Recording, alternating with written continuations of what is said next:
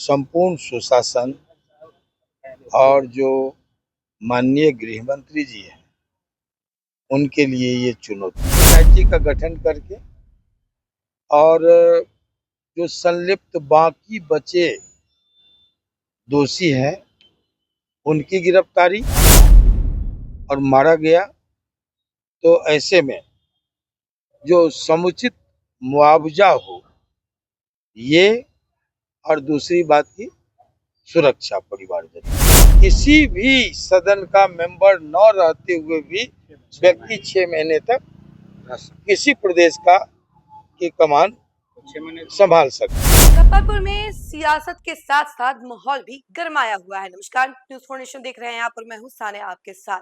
खबर मुजफ्फरपुर के घाई घाट की है, जहां पर एक कारोबारी की दिन दहाड़े हत्या कर दी जाती है, जिसके बाद पूरे इलाके में हड़कंप मच जाता है।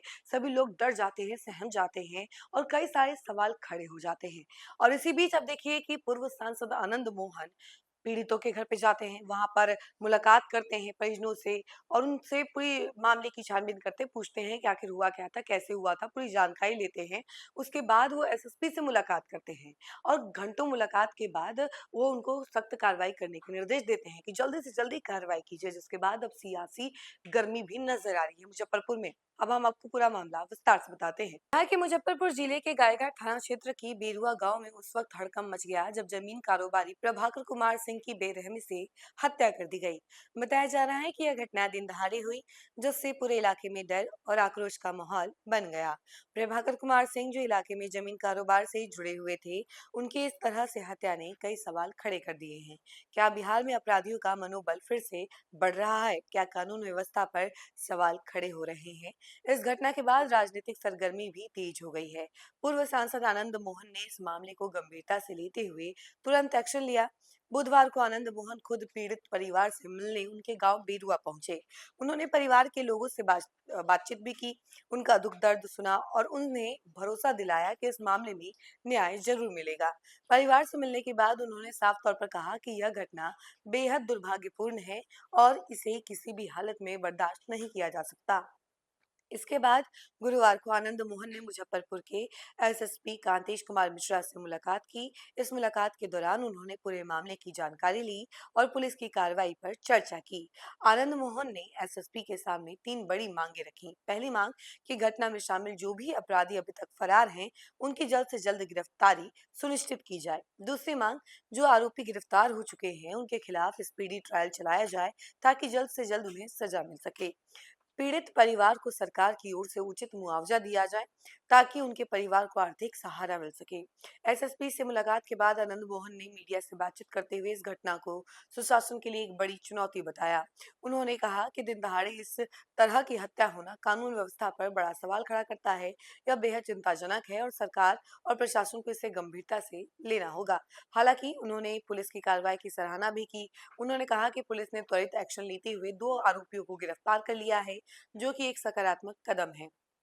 लेकिन इस पूरे मामले में सबसे बड़ी चिंता की बात यह है कि घटना का मुख्य शूटर अभी भी फरार है। आनंद मोहन ने इस पर चिंता जताते हुए कहा कि जब तक मुख्य आरोपी की गिरफ्तारी नहीं होती, तब तक न्याय अधूरा है। पुलिस को इसे अपनी प्राथमिकता बनानी चाहिए। और जरा सुनिए कि आनंद मोहन क्या कुछ कह रहे हैं। उनके तमाम बयानों के साथ हम आपको छोड़ेंगे। अब सबको मालूम है कि पिछले 30 मार्च को प्रभाकर सिंह बैरुआ गायघाट की हत्या यहीं यहियापुर थाने में जो दरभंगा और मुजफ्फरपुर मेन सड़क है, मुख्य सड़क, उस पर दिन दहाड़े लगभग 1 बजे कर दी गई। इसको आप नृशंस हत्या कह सकते हैं। और ये मैं ऐसा मानता हूं कि ये संपूर्ण सुशासन और जो माननीय गृह मंत्री जी हैं उनके लिए ये चुनौती है। आज चेतन आनंद जी माननीय विधायक नवीनगर मिलने गए थे। गृह सचिव महोदय से मुलाकात हुई।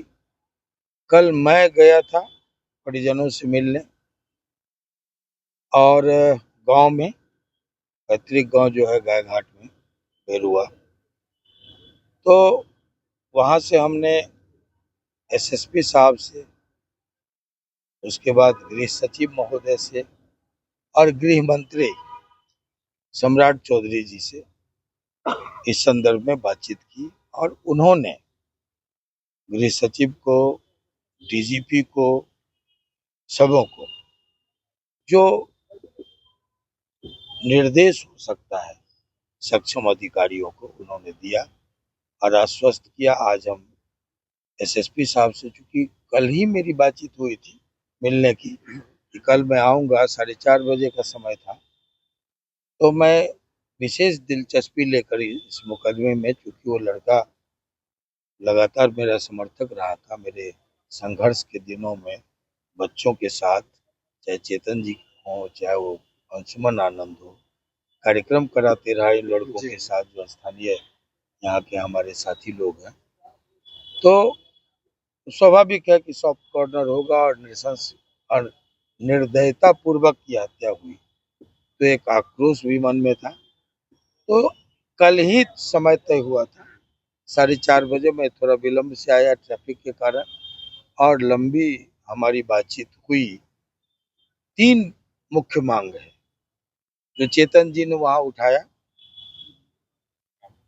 गृह सचिव महोदय के पास और गृह मंत्री महोदय के पास, वो है एसआईटी का गठन करके और जो संलिप्त बाकी बचे दोषी हैं उनकी गिरफ्तारी, उसके बाद स्पीडी ट्रायल चला के और शूटर और संलिप्त व्यक्ति को कड़ी से कड़ी सजा सुनाई जाए, और तीसरा कि वो चूंकि अकेले परिवार का पालनहार था और मारा गया, तो ऐसे में जो समुचित मुआवजा हो ये, और दूसरी बात की सुरक्षा परिवारजनों के दिन। हाल ही के दिनों में 3 हत्या एक ही दिन में हो जा रहा था, अपराध बेलगाम हो। तो मैंने कहा कि ये जो घटनाएं घट रही है ये बिल्कुल एक प्रश्न चिन्ह है सुशासन पर, और नए गृह मंत्री जी के लिए ये एक चुनौती है। गृह मंत्री का फेल्योर मानते हैं क्या इन चीजों में? क्योंकि बिहार के हर जिले से इस तरह की बातें आ रही हैं। देखिए, अपराध को बिल्कुल तो रोका नहीं जा सकता है किसी भी सरकार में, लेकिन अपराध पर नियंत्रण किया जा सकता है। पुलिसिंग की भी चर्चा हो रही है। हाँ, और इस नाते ही यहाँ जो आए हैं एसएसपी, चाहे जो अभी गई है, ये सब जो नई टीम सभी जगह तेज तर्रार लोगों का भेजा जा रहा है, तो इसी पर्पज से कि कोई आंच कानून व्यवस्था पर नहीं आए। विपक्ष भी आरोप लगा रहा है कि सरकार बदलने वाली है। विपक्ष तो ये इस पर प्रवचन न दे तो अच्छा है। आप समझ रहे हैं इससे कि तब का बिहार और अब के बिहार में क्या अंतर है। नीतीश कुमार के जाने का नीतीश कुमार जो मुख्यमंत्री पद से इस्तीफा दे दिए, उसका भी असर कहाँ दिए हैं इस्तीफा? मुख्यमंत्री पद से कहाँ इस्तीफा दिए? विधान परिषद से दिए हैं, राज्यसभा गए हैं। टेक्निकली तो आप जानते हैं कि किसी भी सदन का मेंबर न रहते हुए भी व्यक्ति 6 महीने तक किसी प्रदेश की कमान संभाल सकता है। अब ये सब शीर्ष लीडरशिप को फैसला लेना है।